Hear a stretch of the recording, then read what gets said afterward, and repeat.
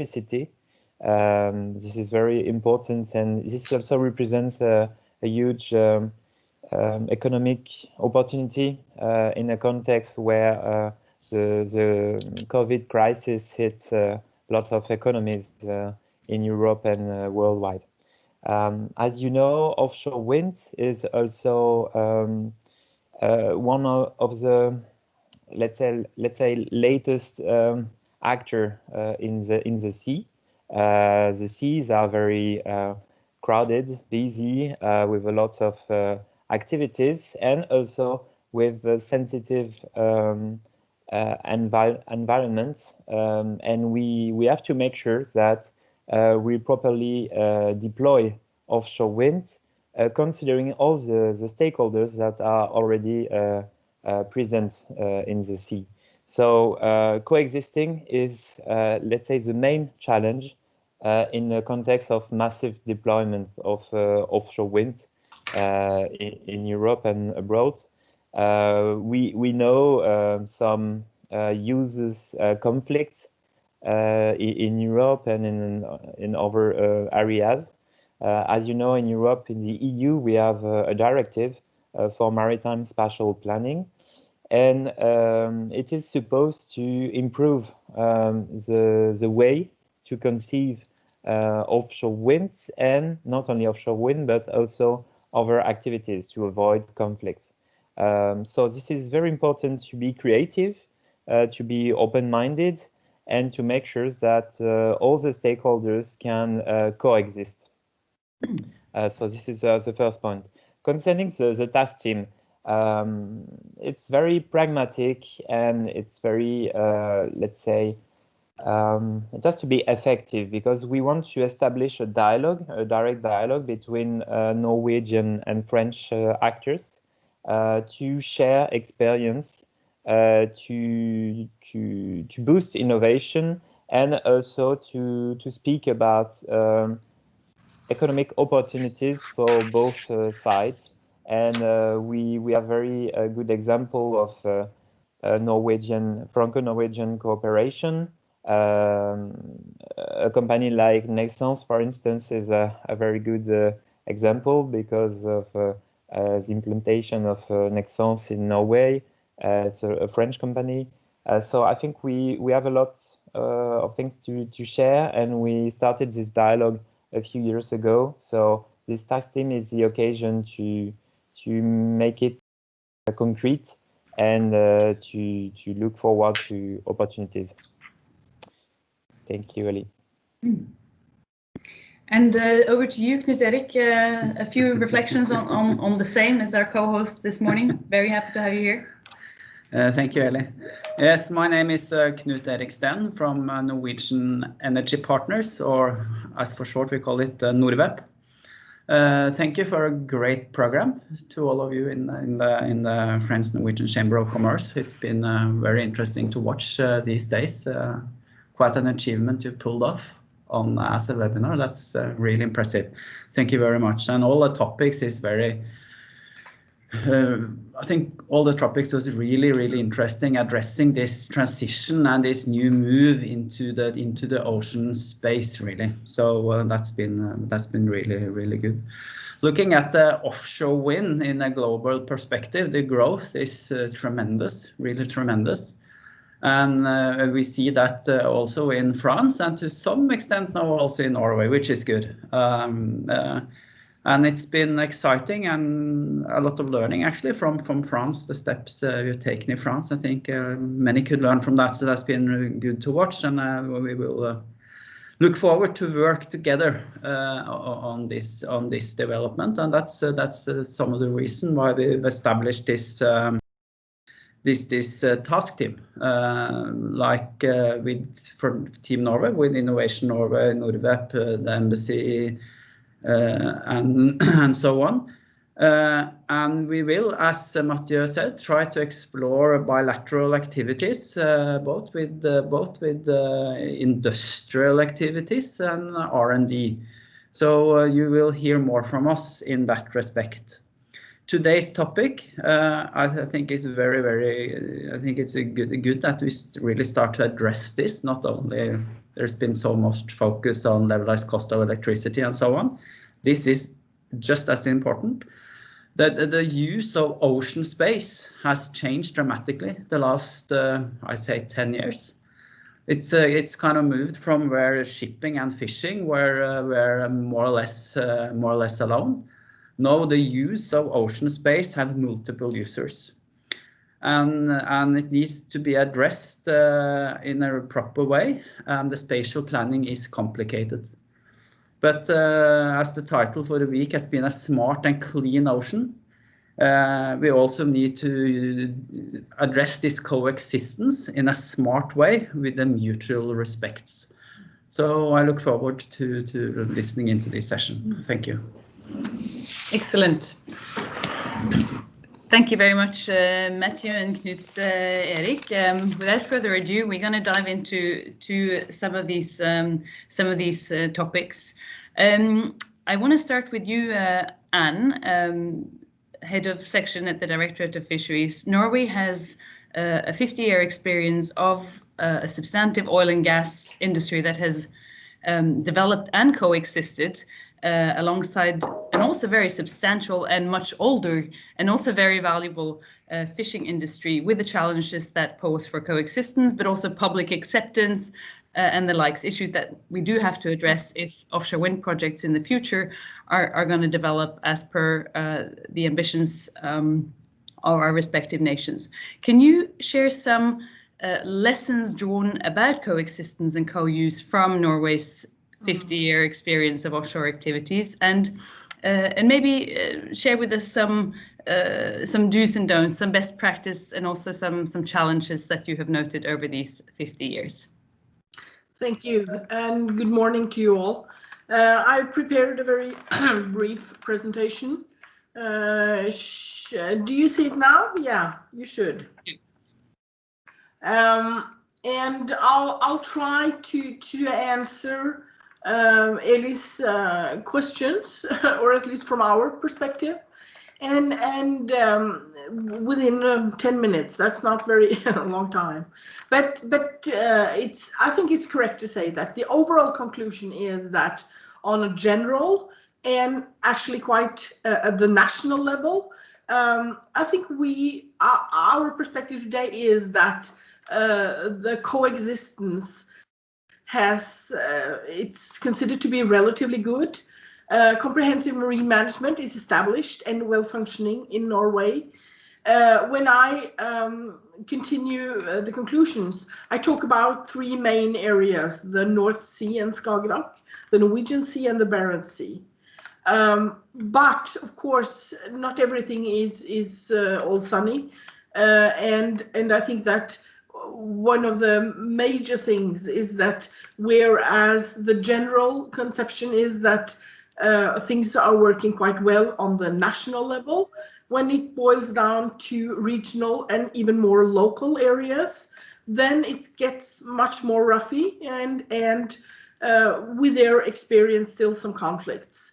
And it should be said that year on year there are numerous reports published, and they quite often highlight the fact that during the interviews and such, the fishing industry that feels the most repressed from former areas.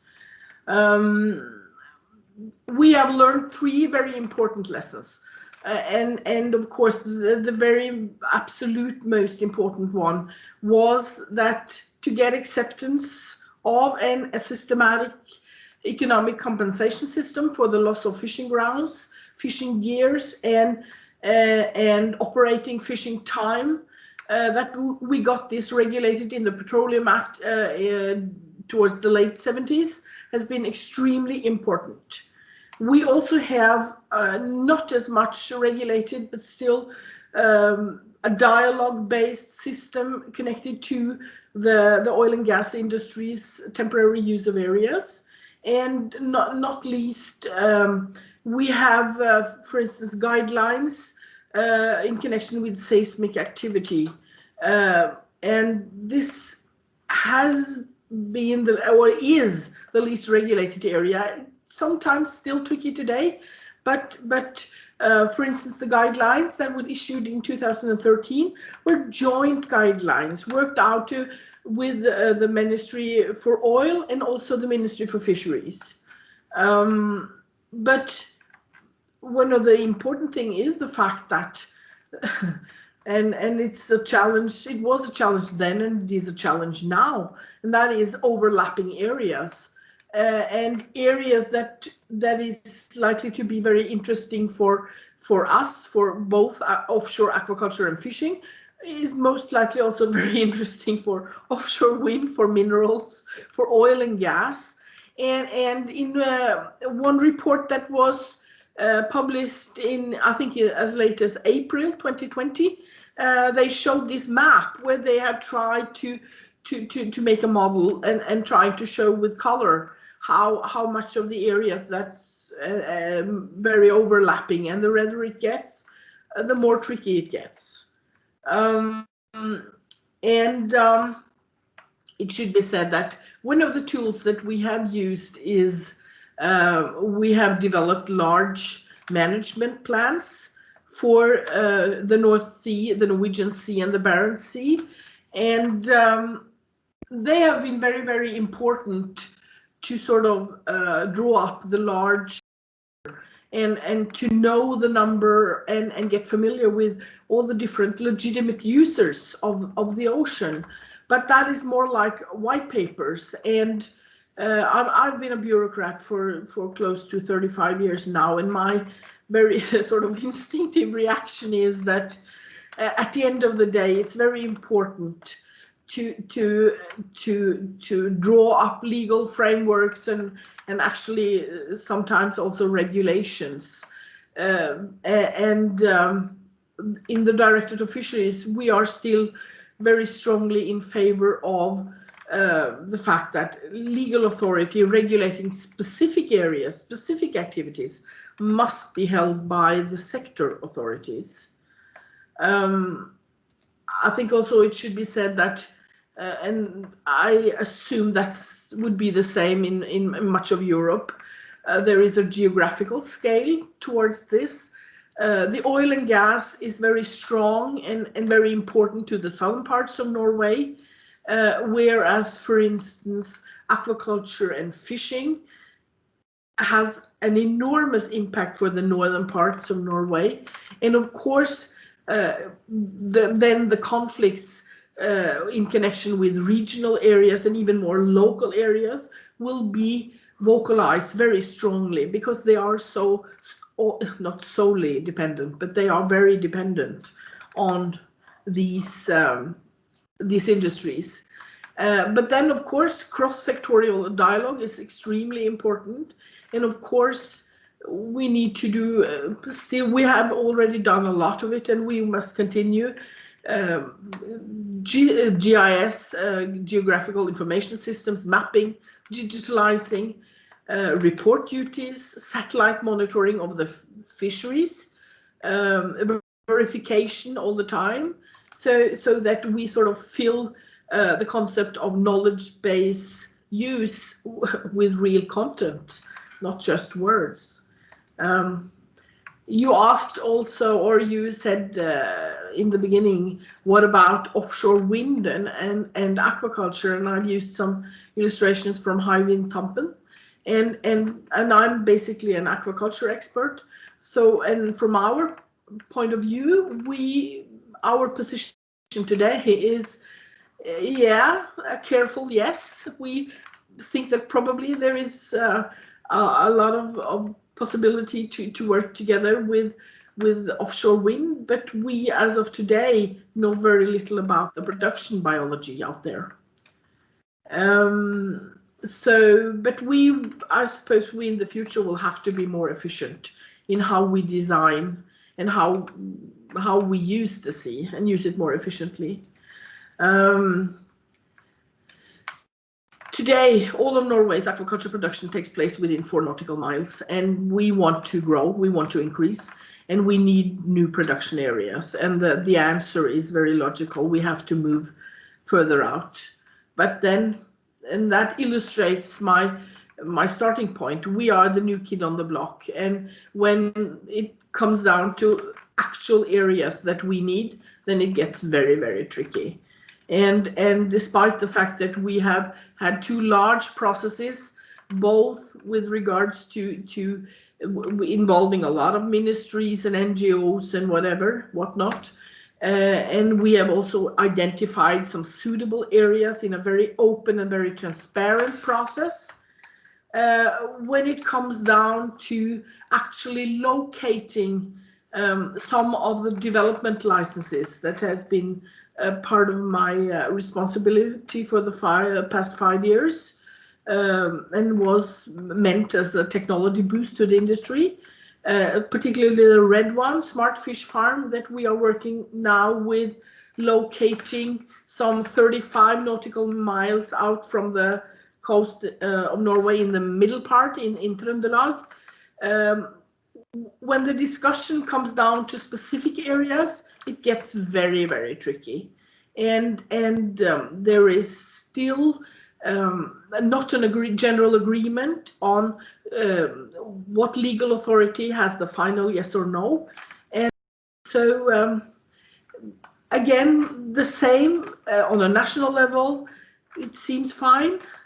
When it comes down to real areas and who will have to backtrack somewhat, then it gets very tricky. But exciting times and a very important and exciting discussion.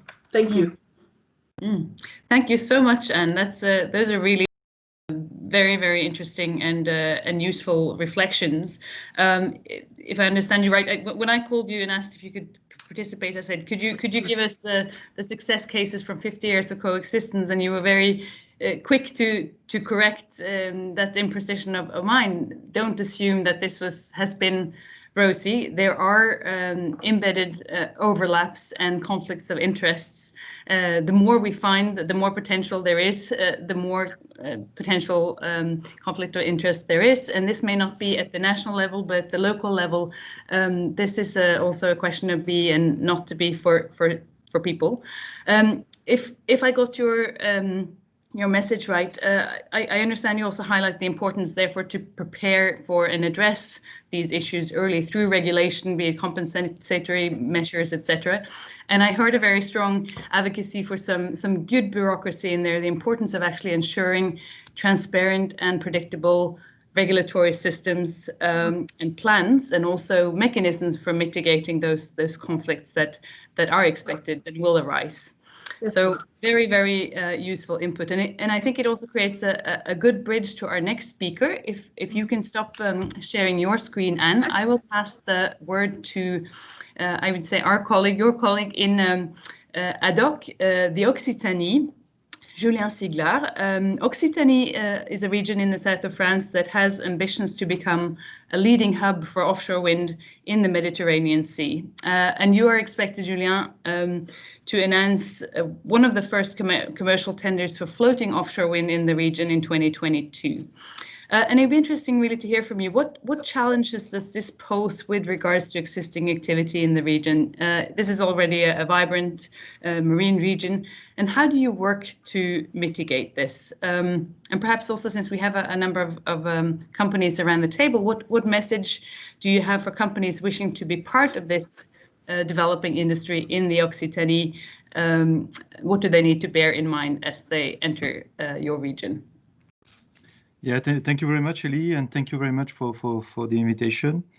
Good day to everyone as well. Yes, indeed, just maybe as a quick introduction, just to give the profile of the region Occitanie, and just to share with all of you the ambition of the region Occitanie, which is in the south of France and coast. The Occitanie region has a very strong ambition, actually, to become what we call a positive energy region. Actually, a positive energy region is actually a region where the renewable production is higher than the regional consumption. And this is very ambitious plan. And it's not, we are not actually looking only at the floating offshore wind turbine, but as well we are looking at other means, whatever, if it's onshore wind farm, offshore wind farm, or photovoltaic, or hydrogen. Actually, there is as well a very strong plan for hydrogen in our region. So actually, there is definitely a global approach in order to develop all those new technology, and in order to reach the goal of the decarbonation by 2050. So speaking about floating offshore wind turbine in the region, definitely things are really accelerating because we will have 2 pilot farms in place in operation by 2022-2023. Each pilot farm will have a power output of 30 megawatt. And as you mentioned, Ellie, we will have the tender coming out for the commercial farm of 250 megawatts that will be out in 2022. So definitely things are accelerating. The region, the French authorities, all the stakeholder, industry representatives are definitely getting mobilized, are already mobilized, I would say, for a long time, as I'm going to share with all of you, to get these things happen and to develop a real industry that is as well dedicated to the floating offshore industry, floating offshore technology. Just quickly, for that, the region today, beyond all the means being put in developing this new technology and the strong mobilization, the region as well is investing 230 million euro in brand new infrastructure in a port called Port La Nouvelle in our region, and again with the objective to make Port La Nouvelle the port of the transition energy. And this port definitely we will find floating offshore wind technology activity. We will find as well hydrogen activity. So, as I mentioned, definitely things are accelerating. And to go on the subject of acceptability, definitely this is a very strong subject in the region. And as mentioned earlier, for instance, there is with fishing activity, it's a strong industry in the region, and in a very important industry. And it's very important that we move along and we work together on developing those farms. So for that, for instance, if I take the example of the pilot farm, as mentioned earlier, those pilot farm in 2022-2023, the discussion with all the stakeholders, with all the sea users, has already started in 2014. So it's almost 10 years ago that the discussion already started. And the discussion was actually started in what we call the Sea Parliament. The Sea Parliament was put in place by the region in 2014 in order to get all the stakeholders and the sea users to discuss all together issues, solutions related to different projects that are related to the sea. And it's where actually the first discussion happened when it was time to discuss about floating offshore wind projects. So as you can see, it has already started a long time ago, but it has been very helpful because actually we were able to work with fishermen, we were able to work with a yachting club, we were able to work with maritime industry, with environmental association, and it has been very helpful because a lot of work were done together, whatever if it were assessment reports, and it helped now to have a much better knowledge on the impact of developing floating offshore wind turbine in the Mediterranean Sea. When I speak about impact, it's of course positive and negative one. And right now, we know that we are moving and we are all looking in the same direction. And the project of floating offshore wind turbine for the pilot farm is pretty well received in the region. So once again, the Sea Parliament has played a very strong, has been very important so far in the acceptability of the projects. Taking the example now of the commercial farm, as we mentioned, the tender will be out in 2022, and it's going to be a tender on the Mediterranean Sea. So actually, the region Occitanie is going to be involved.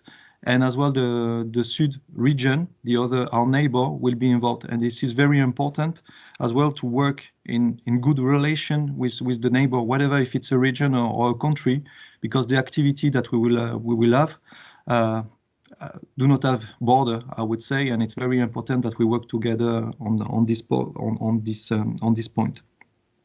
So the two regions today are getting ready for the public debate, and are involved with the French authorities to prepare this public debate for the commercial farm. And the public debate now is expected to be earlier next year. So things will happen very quickly here.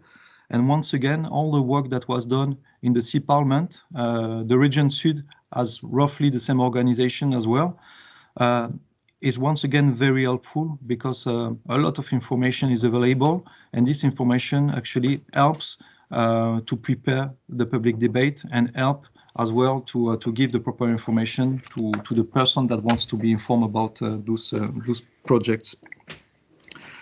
And once again, in this process of public debate, the region itself are very mobilized, because all the technical teams from the region are mobilized to address different, I would say, challenge or issues, whatever, if it's related to the environment, to the economic development, to the industrial organization. We are definitely looking at all the aspects, and it's very important to have, I would say, a co-activity approach to look at all those aspects globally. So I will finish then now on definitely on our vision with building and putting in place an industry dedicated to floating offshore wind turbine. Definitely for us in the region, it's one of our main objectives. It's we don't have at this stage an offshore industry as you have in Norway, or as Netherlands or UK do have. But we have other competency. We have a lot of competency and experience and expertise in renewable energy, onshore renewable energy. And around this and from this, we really want to build a dedicated industry on our territory. And for that, and in order as well to be able to develop those projects, we need to have a very open communication with the company that wants to get involved in this business, or for the developer as well that wants to develop the projects. Because the more we are open, and it's very simple what I'm going to say, but the more we are open on the project, and the easier it's to get those projects accepted. And I will just finish with a point that is very, very important to us, and where there is a lot of expectation. It's about the local content. Right now, there is as well a very, very strong expectation in terms of local content, and it's where the region are definitely mobilized with as well the national representative of the industry. But it's a point which is very important to get this project accepted as well. It's very important to get the local involved in the process. That's all for me. Well, that's a lot. Thank you very much, Julien. Those are very, very interesting reflection. And for those who didn't know, I think that was a very clear snapshot of the very substantive opportunities that exist in the Occitanie regions, the ambitions, and also the concrete tender proposals coming online very soon, and also some of the instruments and the processes that you've already established for addressing some of the issues that we've raised in this seminar so far. We look forward to coming back to how you do some of this in, amongst other things, the Sea Parliament and the public debate. But let me now turn to RTE and GRO. The French TSO RTE has taken a lead role in the development of the French offshore wind industry, and you will, from the last bottom-fixed project that has been awarded in Dunkirk, be responsible for all French offshore wind substation. Now, this TSO build model, the centralized model, is very interesting. It differs somewhat from what is currently the setup, for example, in Norway. Could you explain just a little bit the thinking behind this centralized role and how you manage it in relation to other stakeholders in the maritime sector, Gro? Yes, thank you very much, Eli. I will do that. Let me maybe first take the occasion to say a few words about RTE. RTE is indeed the French transition system operator, and as such, we're in charge of the development, the construction, and the operation of the French transmission network, both onshore and offshore. Now, of course, the offshore part is not that big yet, whilst we already have 105,000 kilometers of onshore circuits. Only 46 of them so far have been installed at sea. Now, that's the link between France and the UK. It's called IFA 2000, an interconnector that we've been operating and maintained since 1986. However, this offshore part is growing extremely quickly. We indeed have 15 projects up and running for offshore wind connections. We have entered the construction phase, and 2 or 3 more are expected to do so in 2021. Eli, yes, you said that we have now extended our scope to offshore substations. That happened end of 2017, actually. Before that, offshore connections were developed by RTE, but funded by developers. Now, what is the advantage of that new situation, that extension of scope? Firstly, it will allow RTE to coordinate offshore and onshore grid development. That will be more and more crucial in the coming years, with the perspective of massive offshore wind development and the net zero target by 2050. Onshore grid capacity will certainly become a scarce resource, and reinforcements will need to be carefully planned in order to ensure a safe system operation and minimize costs for users. It also allows RTE, and that's more important for the discussion we have today, to plan a rational offshore development. For connection of wind farms, of course, it is possible to plan hub connections. What does mean is that to have several wind farms connected to a single offshore platforms. That is what we're currently planning for the floating wind farms in Brittany and also in the Mediterranean that Julian Siglar talked about. Now, these hub connections will allow to reduce costs and environmental footprint, reducing the number of cables and the number of platforms. It also further opens up for more pooling of assets. When you think about future development of electricity systems in Europe, it's possible to combine offshore connections, so connection of offshore wind farms and interconnectors, having one single assets, ensuring both functionalities, exchange of energy between countries and transmission of offshore renewables. That is a further step in reduction of offshore footprint and costs. And the last thing is that this also opens up for using offshore platforms for other things than only transmitting electricity. Now I'll show a picture for you, if I can find my slide. Here. Can you see it? Yeah. Now, this is a picture of our concept of multi-use platforms. We're imagining that once we start developing offshore substations at sea for transmitting electricity, that's very good. But once you're building something, an infrastructure offshore, it's also interesting to look at what else this infrastructure can offer of added value for the local communities. So in this picture, you will see that we have thought of, for instance, cultivating mussels. We have thought of offshore environmental monitoring, better forecast of weather at sea, for instance. And we're also thinking of testing of offshore facilities, such as tidal turbines, for instance, or new offshore floating turbines. We launched, in that perspective, a call for tender in Dunkirk last year. And we got a lot of answers to that one, actually. It's more than 200 responses. Many startups with interesting ocean technology proposals responded to the call. And also students, and they were interestingly focused on smart environmental solutions, like, for instance, systems for collection of plastic at sea. So a lot of good ideas out there. Now we're currently further developing this concept together with wind developers, the ocean industry, and local stakeholders, such as the Pôle Mer in Brittany and the Mediterranean. And in particular, testing of new technologies seems to be a very interesting feature, since they need both electricity and telecommunications, and that these are present at the offshore substation. We can then connect these facilities without having to develop a specific connection for them. Less impact on fisheries and biodiversity, which is good. In Dunkirk, more concretely, we're now working with a local startup, which is called the Geodyn, developing oceanographic sensors with real-time broadcast and providing hydrographic data for scientific use and marine traffic. Fishermen in Dunkirk were particularly interested in a more accurate weather forecast, so we're developing that. And in Brittany, local fishermen have declared their interest for seaweed production. So we're looking at how we can develop this.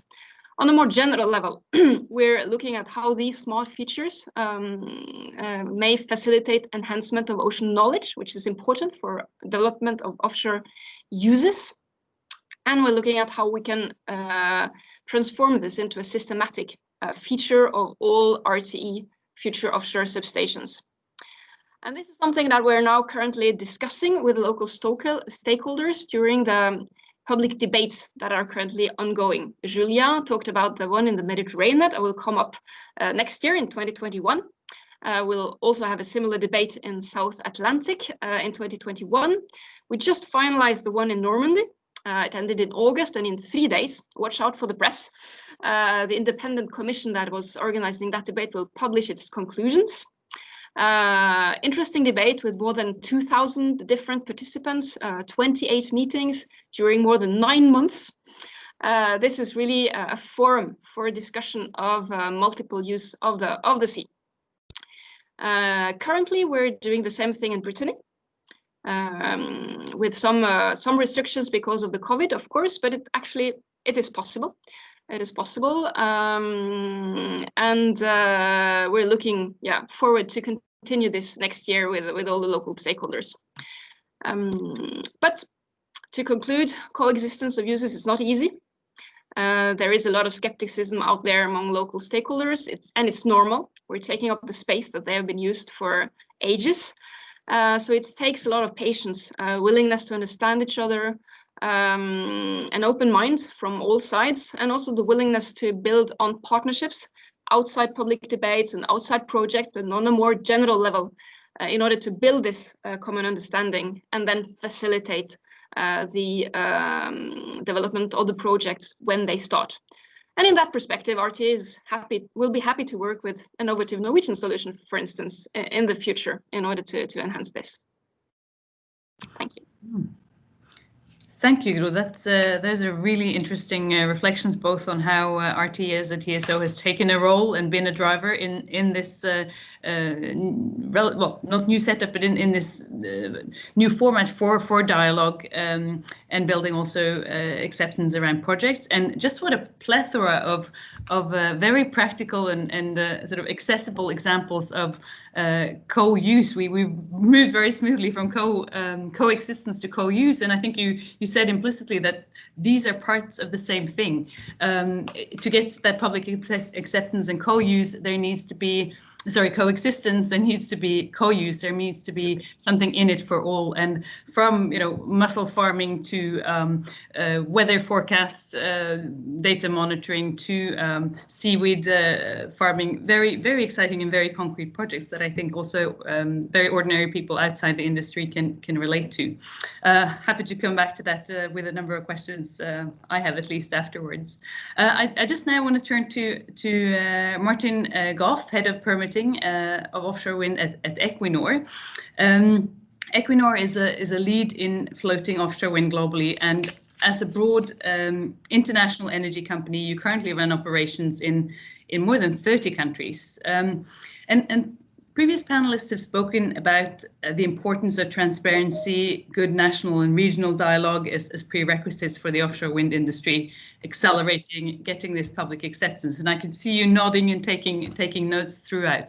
We'd be very curious to hear how you, as a major energy company venturing into this industry, work with these issues practically. Yeah, thanks. And I think there's been some really interesting discussions this morning. And as you say, we have Equinor has operations in many different countries for many years now as part of our broad range of activities. And so we have taken those experiences from our exploration and oil and gas operations into what we do with our offshore wind developments, where we have already constructed and operate 3 offshore wind farms in the North Sea, which includes Sheringham and Dudgeon offshore wind farms, but also the world's first floating wind park, the 30 megawatt Hywind Scotland wind park. So taking experiences from there as well. In addition to that, we're continuously learning on this and continuously trying to sort of improve on this. And we're about to go into construction of our Hywind Tampen floating project offshore of Norway, which is an 11 turbine floating park, as well as starting construction of the Dogger Bank farm in the UK waters, which is a combined capacity of around about 3.6 gigawatts. And that's a particular project where I had responsibility for working with the maritime community during that development and permitting phase, as well as having that responsibility in developing some of our other offshore wind projects, particularly in the US East Coast. And so I'm taking some of those experiences as well into some of the examples here and lessons learned that I can bring to this panel session. So focusing on those 2 key areas that you spoke about, so which were transparency and good dialogue. I think this has been mentioned quite a bit this morning, but I also really believe that these are essential to meet the ambitions for sustainable growth in offshore wind. And this is primarily due to these being the best ways of exploring those solutions to potential impacts or the concerns that will inevitably arise from a growing industry like this in an area where there are plenty of sort of multi-uses already out there. And so transparency or openness are key to that process, but also as developers, we need to believe, and as a society, that we can find ways for multi-use or compatibility to share the ocean resources out there, but also taking in that sense of reality that this will bring change and we may have to adapt the way we do things. And secondly, as a developer, when we have this mindset that we can sort of coexist, we also have to come to this with the table with good strategies of how we're going to do that. So in short, you can have the most transparent and regular dialogue you like, but if that's not backed up by meaningful actions in response to that engagement, then we may not be making the best use of people's time to engage with us. So openness is about being sort of also open to adapt during the development process and not come into this with a fixed position and a fixed mindset of what we're going to build, where we're going to build it from day one. And so I do like some of the words that were used today, like Knut's expression of using smart and innovative ways to find solutions. And I think that's where being open as a developer is also important. But speaking about my role in Equinor, we do live by those values and we do try to put that into how we do our regional spatial planning, whether that's down to where we put projects, but also down to the local level as well, where we might even put individual wind turbines or cables.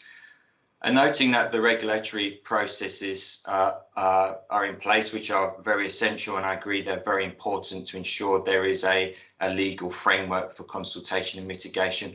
I would just sort of focus on what we do and some of the tools we use for this.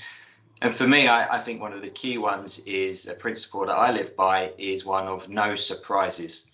And by this, I mean that by the time we come to put our permit applications in or construct, everyone has had multiple opportunities to input into that process, can hear how we have used that input, and then continue on that cycle of collaboratively maturing a project. And this is both sort of good for society in that people are heard and can influence things so that we can avoid or reduce impacts, but also good for me and as a developer in industry, because the more we avoid conflict, that reduces potential delays to permitting, improves our reputations, and in effect makes the next projects that come along a little less daunting for everyone, and that's a good thing. And I also believe that transparency or openness also relates to the information that you share. And I consider it valuable to share information often, even if the finer details are not there. And so sometimes it's best for us developers to be open and say we do not know yet exactly what we're going to build and where and when, rather than people may be thinking that we're withholding information.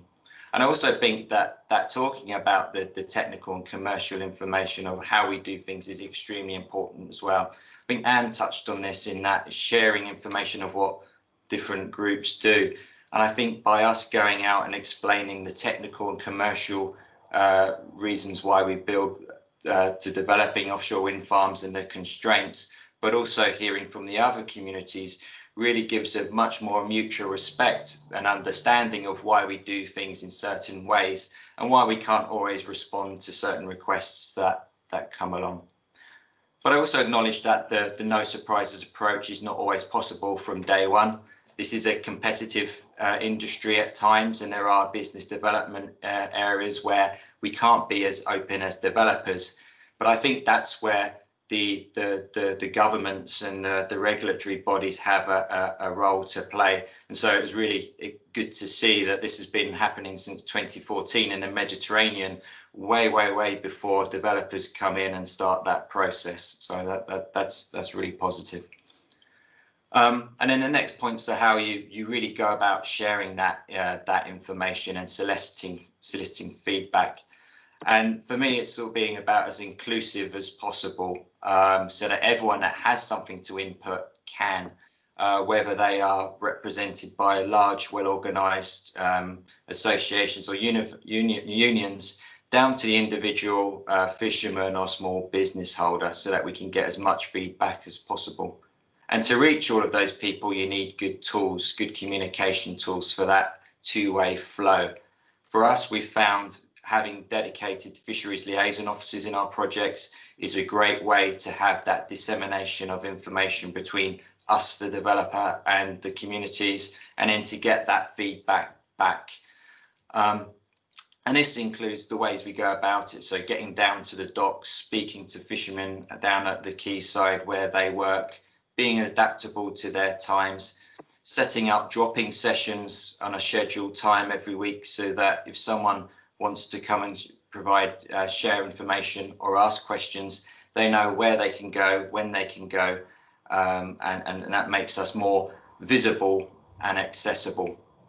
We've also found that in these COVID times that there are other tools out there where we can't have physical meetings, such as holding webinars. We've been doing that more recently, actually now considering deploying that as an ongoing thing post-COVID as well, to get accessibility to as many people as possible.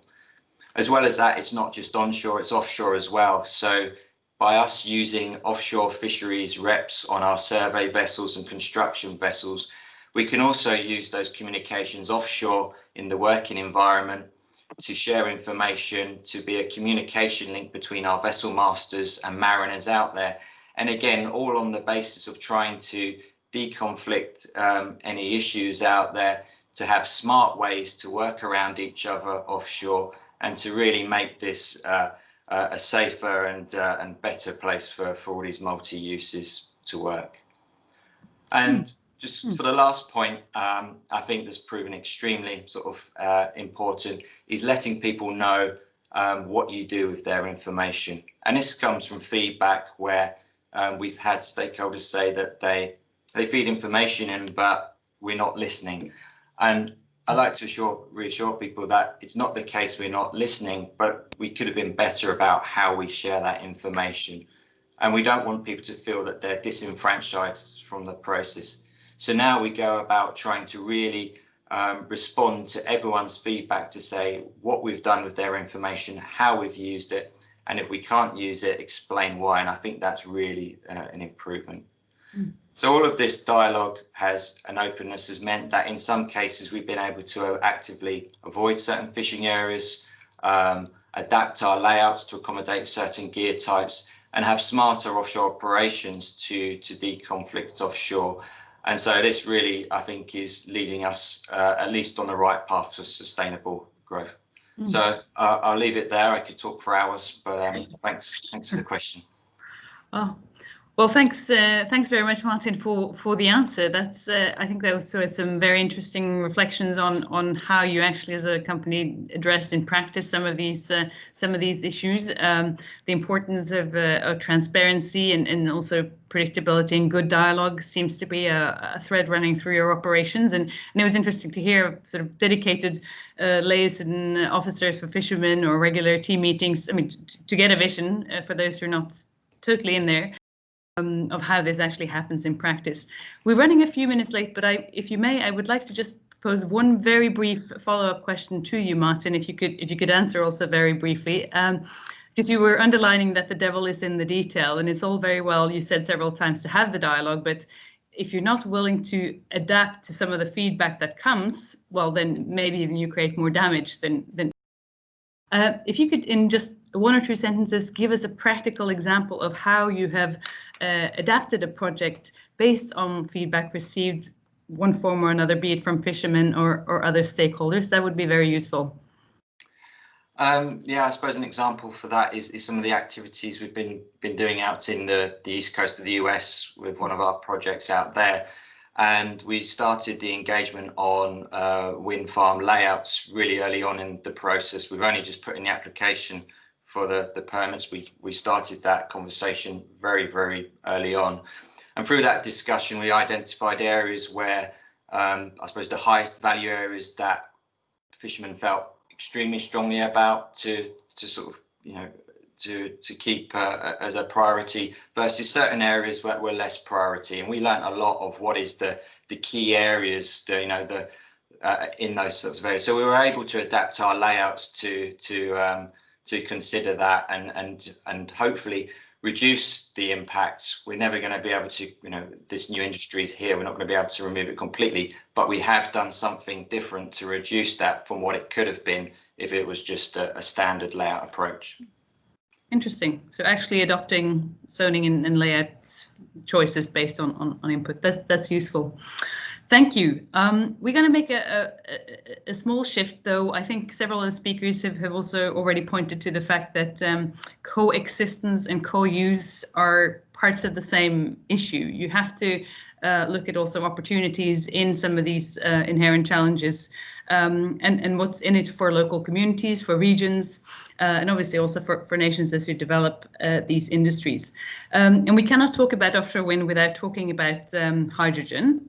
Both, the whole of Europe, but also France and Norway specifically have very ambitious plans for the development of a hydrogen industry in the coming years.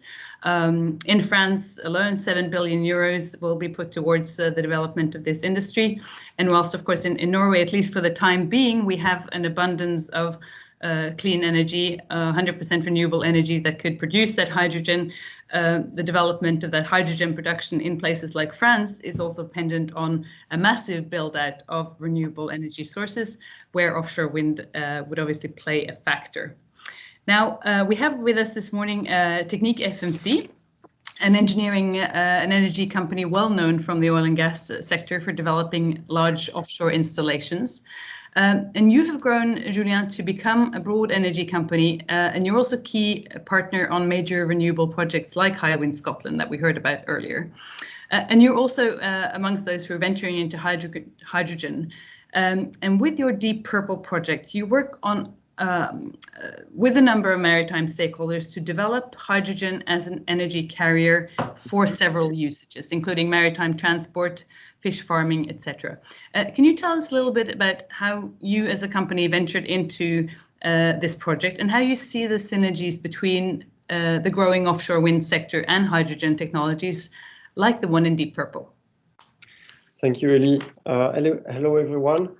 So the Deep Purple team is part of Technip Energies, which is the energy transition segment of Technip FMC. The project started 4 years ago. The idea was to couple hydrogen production offshore with offshore wind. And we are currently finishing the second stage of the project and about to start the pilot. So when it comes to the genesis of the project, it started with the observation that offshore oil and gas installations are responsible in Norway for 27% of the CO2 emissions. So the idea at that stage was to try to electrify the oil and gas platform, replacing gas turbines by renewable and stable energy. For the renewable part, so we've got the wind, that's clear. To stabilize the energy, we thought about hydrogen as a mean to store the energy. So let me explain a bit how this works. It's very simple. So most of the electricity generated by the offshore wind is directly used by the end user. That could be an oil and gas platform, for instance, in remote area. That could also be a remote island far from shore. When we've got too much wind, we are using the excessive power to generate hydrogen through electrolysis and storing the hydrogen in subsea storage, large scale. When we are lacking wind power, we are using this hydrogen and re-electrifying through fuel cells in order to have a stable amount of power and provide the load that is required at the end. So this is the very first application, I would say, for Deep Purple, and this is where it comes from the beginning. But when we think about the synergies, a bit in a broader case with regard to offshore wind, I would like to mention 2 points.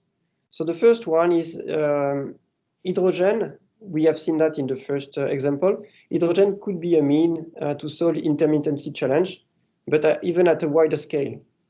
So you know that when winds blow over Europe, you will have the vast majority of wind farms that will be generating electricity at the same time. And this could generate some challenges for the onshore grid because of an excessive load coming at the same time.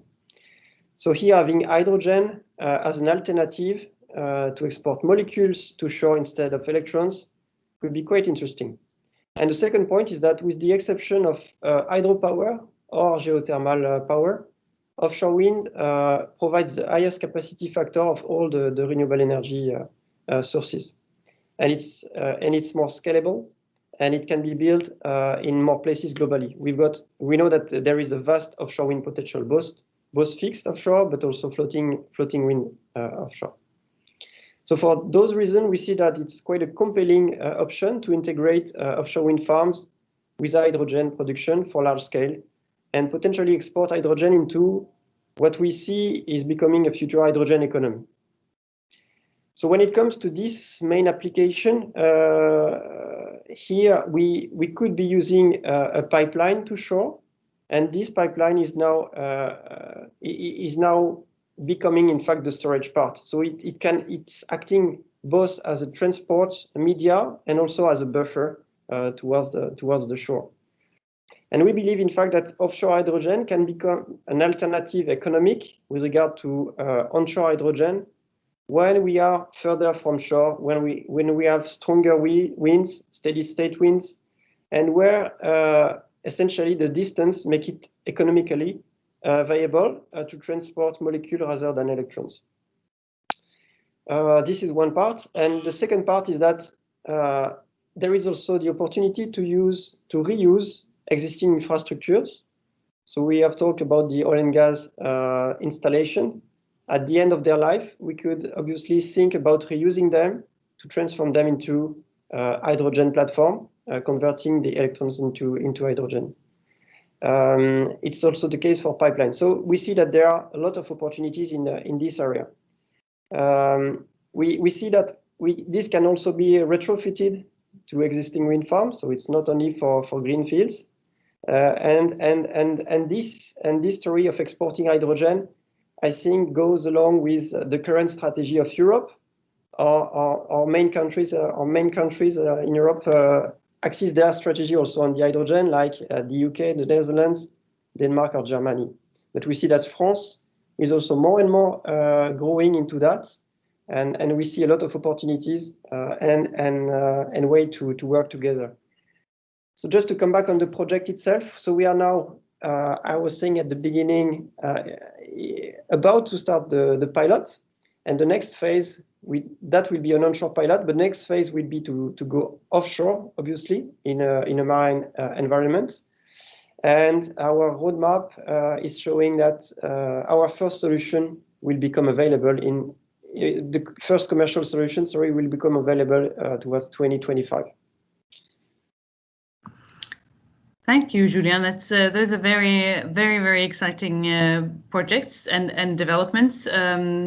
Key points noted on hydrogen as a means of also solving intermittent challenges in this energy transition, and of course also the additional opportunity of reusing infrastructure, both the platforms and infrastructure.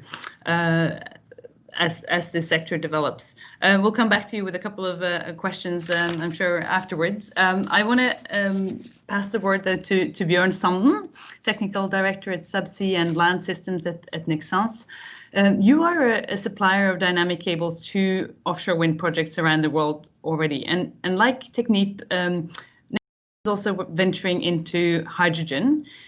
One of the very interesting projects that you're working on is a cable that can transport both electricity and hydrogen from offshore wind parks. So maybe I got it wrong, but the sort of mirror of that reuse strategy that Julien was talking about. But obviously you need the infrastructure that can actually take the electricity or the hydrogen, whichever it is, off those parks. Bjørn, tell us a little bit of how Nexans ventured into this project and why cables are so important for maximizing the synergies between a growing offshore wind industry and potentially hydrogen industry and hydrogen production.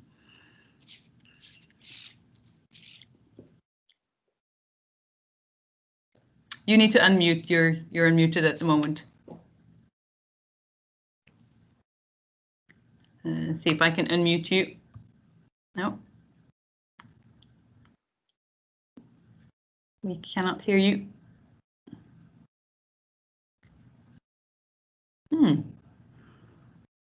That's interesting. No one else can hear Bjørn either, I suppose. No.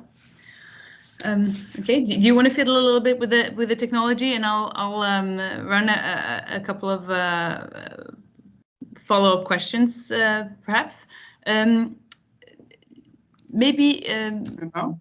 Oh, yeah. Now. You can hear me now? Now we can hear you. So fire away. Okay. Sorry about that. I'm not sure what happened here. Okay. We're good. Okay. Thank you, Ellie. It's a good introduction by Julien. It's you'll hear a bit of some of the same stories from me. But just very briefly, I'll just say a few words on who Nexans are, for those who are not aware. First and foremost, for the context of today, Nexans is a French company with a very strong industrial presence in Norway, which is a bit part of the reason why we're here today. We are a world-leading cable company with 26,000 employees and with an industrial presence in 34 countries on all continents. I represent the Subsea and Land Cable System business group, basically responsible for subsea and land high voltage cables and umbilicals for the oil and gas sector. So Nexans has been part of the offshore wind journey from the beginning, both on bottom fixed and floating, for supplying the cable for the first pilot for the Equinor the floating windmill. And of course, an important enabler for taking part in such a journey is to be development oriented as an organization and be willing to invest in research and technology development.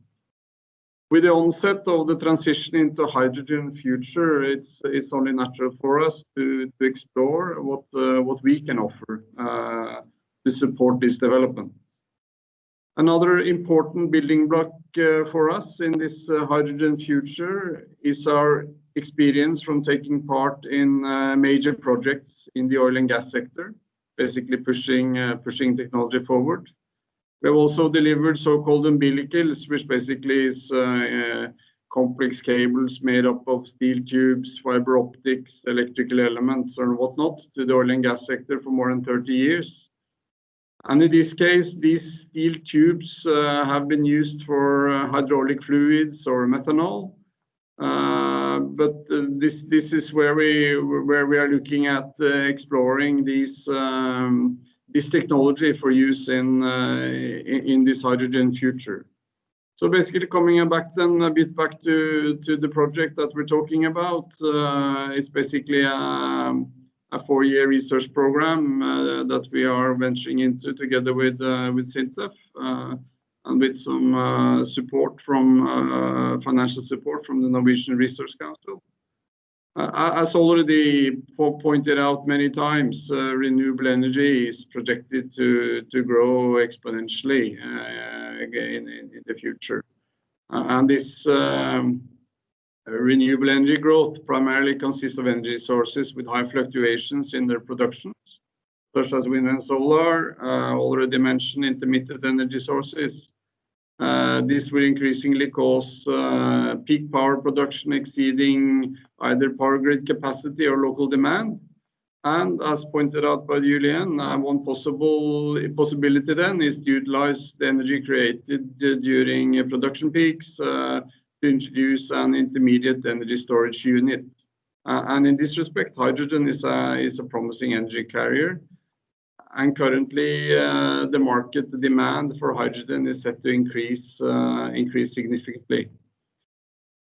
So, but there are it's a novel idea, but there are some challenges with hydrogen.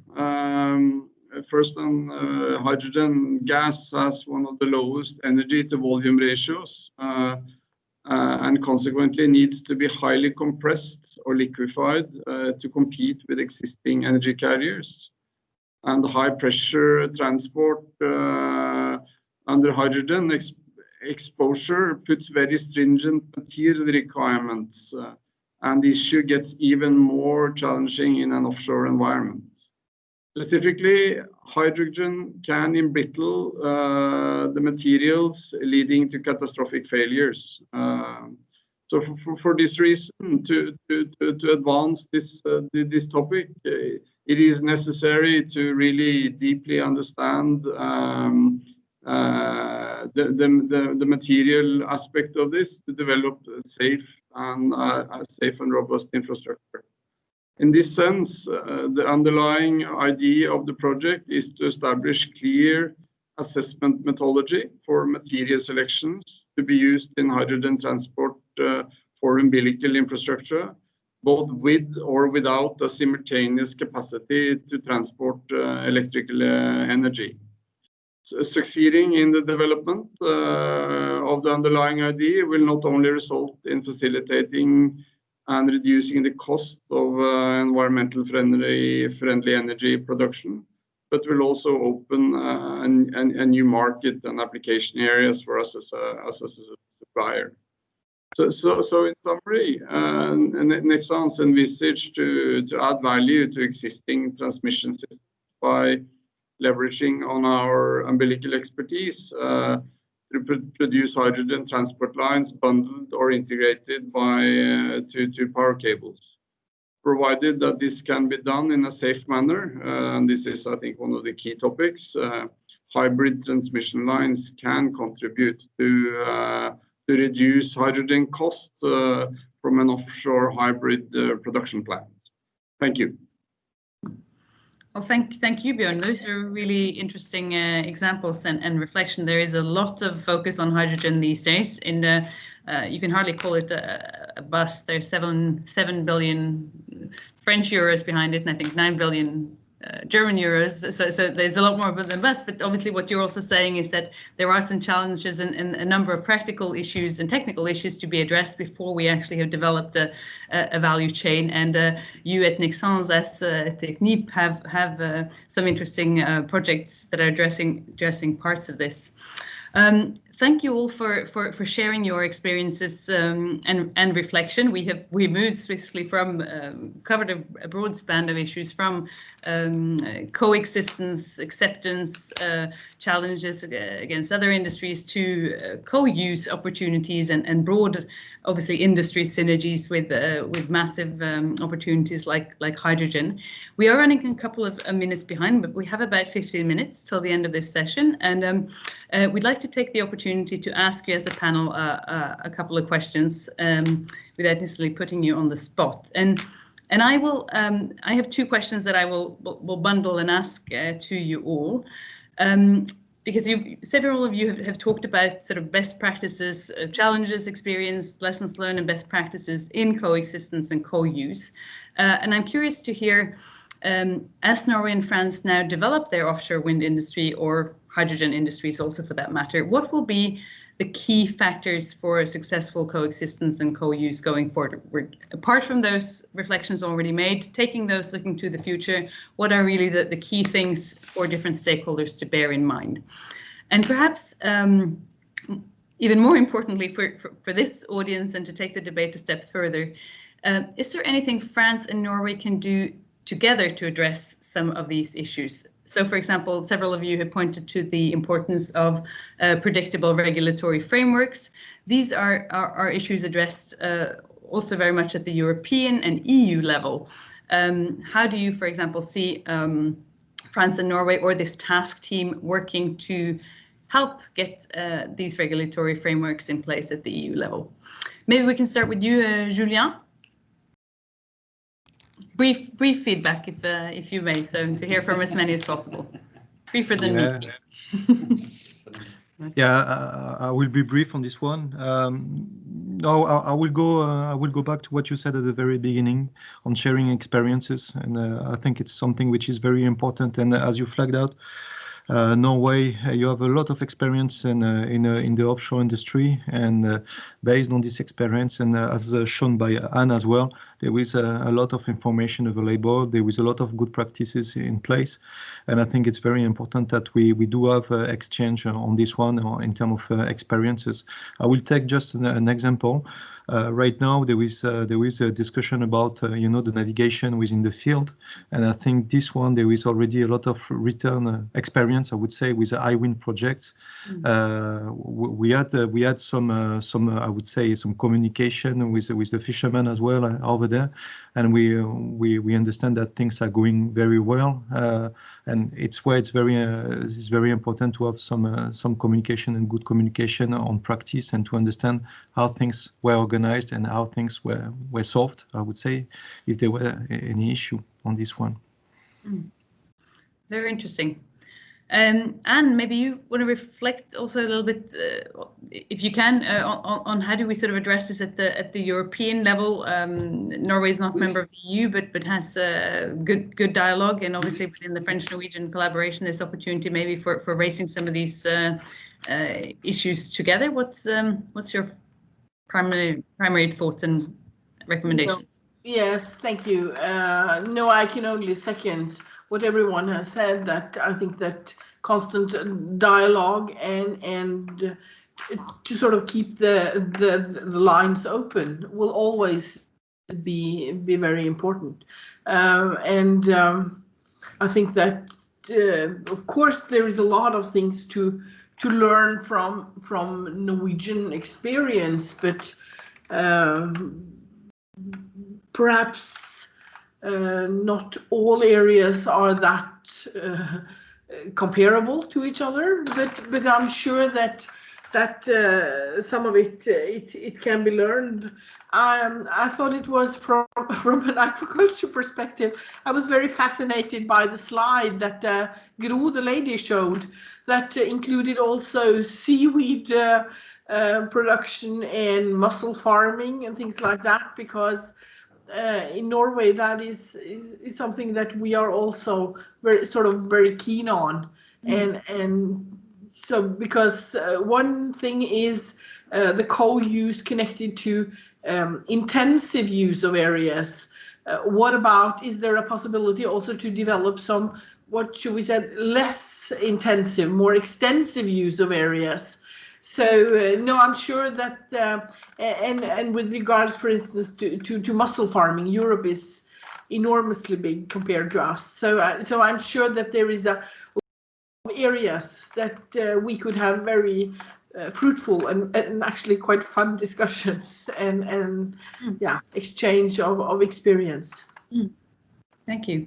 And maybe just drill a little bit in this this issue of zoning and spatial planning, maybe Equinor. For those of us who don't sit in necessarily the working groups at Wind Europe and the likes, is this an issue, even though the challenges are different in different places, in different countries and also locally? Are there some common principles that are or should be developed? And is there something that we bilaterally, also through, for example, this task team, could do to address these issues in a way that give them more power, better information basis to move these issues forward? I think the positive thing is that there has been recognition that good spatial planning early on is that is inclusive of all of those different parties, whether that's the developers, the regulatory agencies and the other users out there, or those that have responsibility for the resources out there, whether it's ecological or social. They're involved and getting more involved in this process. So I think that is a positive thing to see, and I have seen some positive spatial planning examples elsewhere on a state level. So I think from a wider regulatory sort of basis, I think this is good, and it does need to be done on a much more sort of holistic sort of view. Sharing the ocean doesn't necessarily, there are different ways of doing that. So I think having everyone around the table early on is a good positive thing from my perspective. Thank you. Yeah, and back to the question then, if anyone else in the panel would like to share their reflection, it would be interesting to hear again what practically can we do to address some of these issues together. Sharing information is obviously one. Within the task theme, this is one of several themes that has been raised as a key opportunity for collaboration. I think the website for the task team, I'm looking at my colleagues at the Chamber of Commerce here, is going up actually today. So obviously there's also a place to share some of that material and make connections if people want to exchange further. But to all of you, any concrete advice or practical suggestions for how, either through the task team or otherwise, France and Norway can work together on this, or obviously including also other colleagues?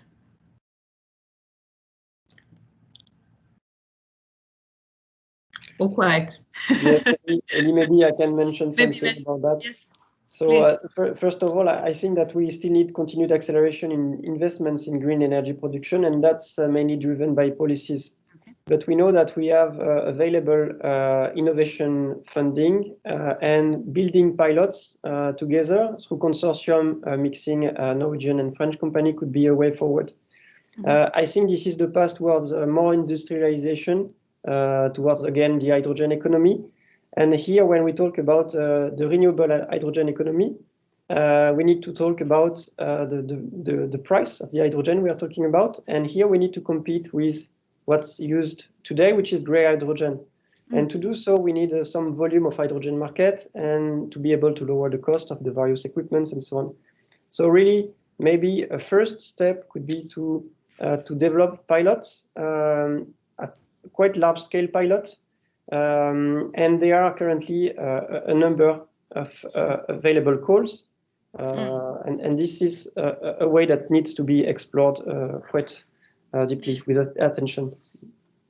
Very, very useful point. Obviously, joint projects and financing for the major projects that can move these industries forward is key. You sort of read my mind, because you invited me to do a little publicity for an add-on event that we have managed to table and mount at very short notice this afternoon. If you have more brain space at the end of Friday and a long week session at 2 o'clock, we organize as an activity under the French-Norwegian task team actually a webinar on financing opportunities for collaboration projects in offshore wind. Our experts is coming from the EU team to speak about the EU Green Deal, the EU Innovation Fund and Horizon Europe. And then there's also a couple of representatives from the Norwegian Business Support System and then from the French Business Support System to give you sort of the dummies version of how do the financing mechanisms work on both sides and where are the connections within that. So yeah, there's an opportunity to get the basics, but that is also a theme very much so that we can take into the task team. The idea is to work on concrete projects and interests as they evolve and be a platform for making those accelerate more than anything. Then Martin, you also had your hand up. Yeah, so it's just a final reflection on your last question, and I think that it was just about how can sort of Norway and France sort of work together on this, and I think it's just sort of having that open mindset for a bit of adaptive management for best practices as different projects come online in the two countries to learn from, with Hywind Tampen coming up first, to learn from those experiences and adapt to what happens elsewhere. And I think we're forever trying to adapt the way we do things as more and more projects become more and more, I suppose, larger and further offshore. So it's an ongoing process of continually learning, I think. Yeah, very important reflection. Maybe then, just as a closing, as I said, Knut Erik and Norwep are in the same room as us, and we've been sharing notes throughout the session. So I think we're covered on that. But maybe Matthew, will you just make a final reflection, and then I'll make an attempt to sum up and hopefully throw some hooks as to next steps in our task team and ways of working together. Yeah, sure. Thank you, Ellie. I think that we heard a lot about transparency today, co-working with all the stakeholders, because this is a requirement in a massive deployment of offshore wind energy, not only in France but also in Europe and abroad. Concerning the next steps, actually we will be very happy to launch the tasks and the works with the different stakeholders. There are so many topics to deal with.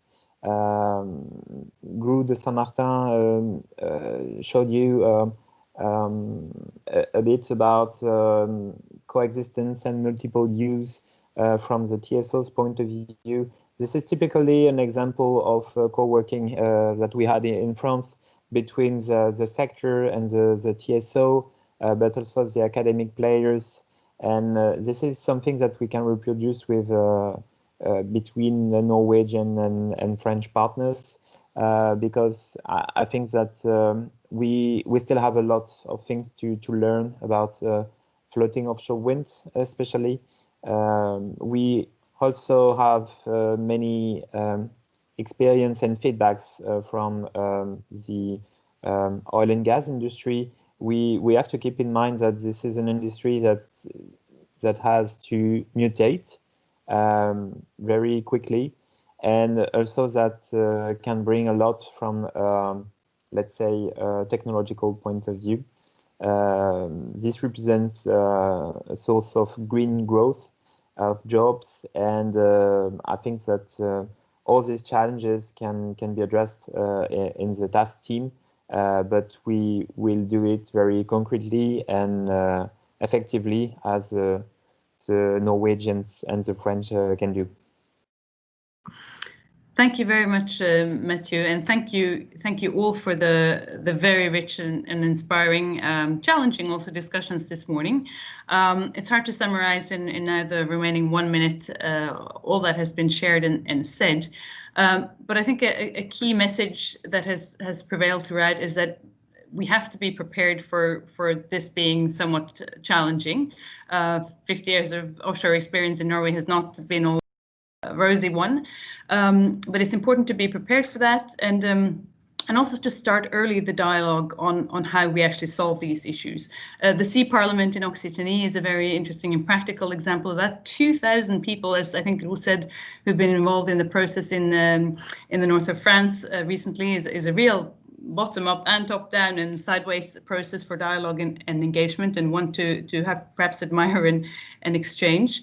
And I think also Gro put it very well in her presentation how important it is to combine or sort of link the issue of coexistence with co-use to show what's in it for people and stakeholders at different levels, from the very practical projects to obviously the big sort of industrial potential in sort of synergy industries like the development of hydrogen and the so-likes.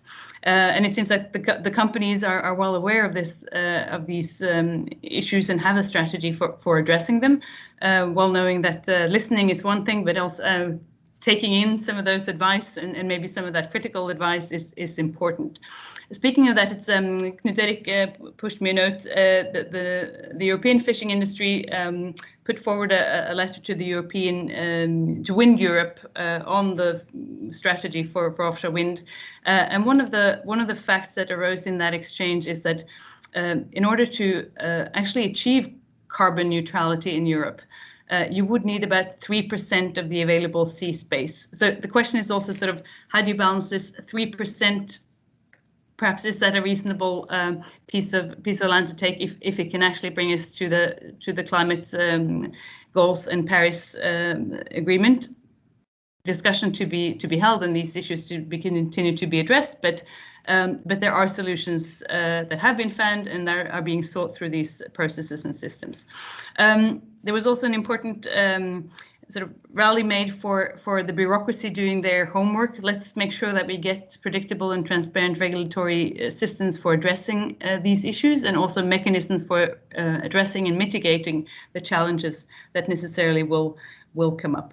In terms of opportunities for co-use, a very interesting range of examples, I think, given this morning, from the very practical ones built around literally built around the infrastructure of offshore wind installations, mussel and mussel farming and algae farming, data collection, analytics, the likes, to hydrogen, but also some of the perhaps more less known or less often talked about opportunities for grid balancing, storage, the many ways that these different energy elements are connected.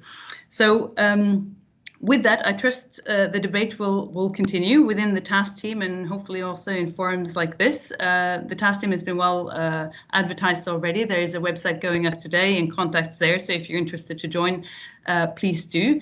I mentioned the webinar on financing opportunities and EU financing this afternoon at 2 o'clock. It's also on the Smart and Clean Ocean platform, so just click in there if you're interested to join. And finally, I should make mention of the official Norwegian marketplace for green technology called the Explorer, where the explorer.no, where many of these technical solutions like the Deep Purple projects and Nexans solutions and many more are already displayed. And I think also maybe one for us to explore within the task team is whether we should have a little bit of a marketplace or a showcase place for French-Norwegian collaborative projects, because there are clearly many and many more to be developed. So thank you all for your participation today, all for your input, for sticking with time and staying awake this morning. Looking forward to seeing you very soon. Goodbye. Thank you. Thank you very much. Thank you. Bye-bye. Thanks. Bye. Bye, Gro. Bye, Julien. Bye. Julien. Martin. Bye.